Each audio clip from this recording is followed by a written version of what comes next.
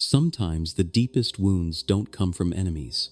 They come from believers, from people who pray like you, worship like you, quote scripture like you, and still chose to hurt you. And that's where the confusion begins. Because you think, God, they're your child too.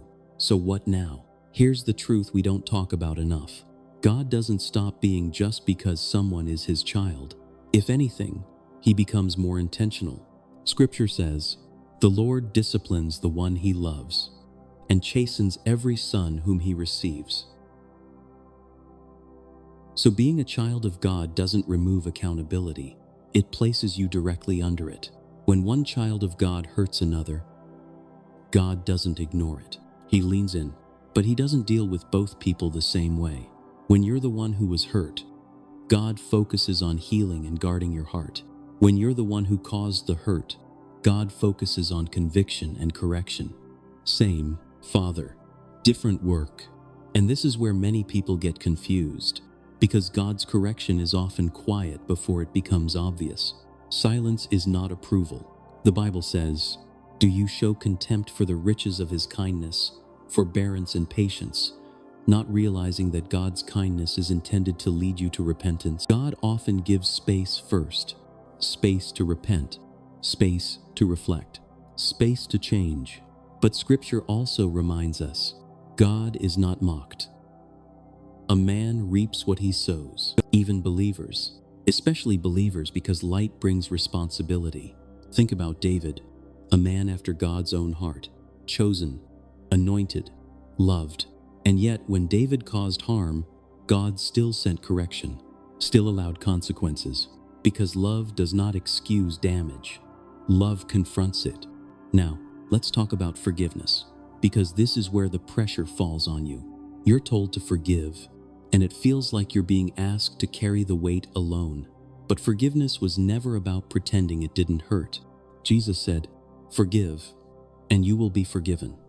Forgiveness is not approval, it's release.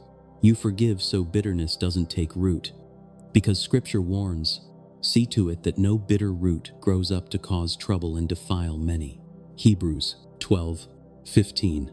Forgiveness frees you, while God continues to deal with them.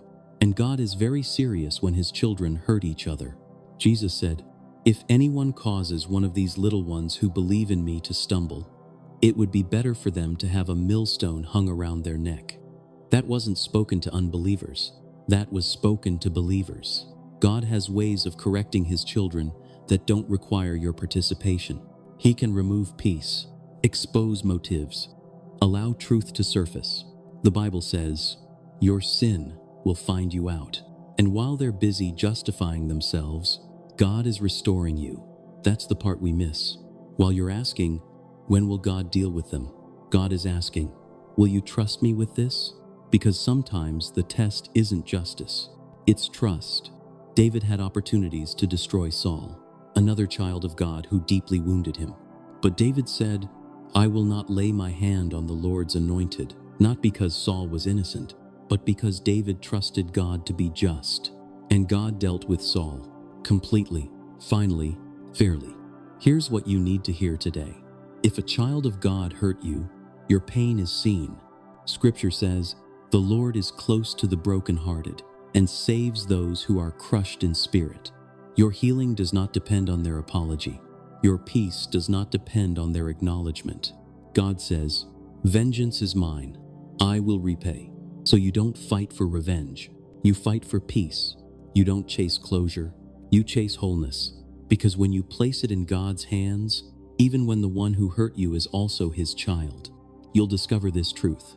God never protects wrongdoing. He protects hearts, and he always finishes what he starts. If this message met you in a tender place, pause and breathe. Type "release" in the comments, because peace begins where control ends. Follow for more words that help you heal without hardening your heart.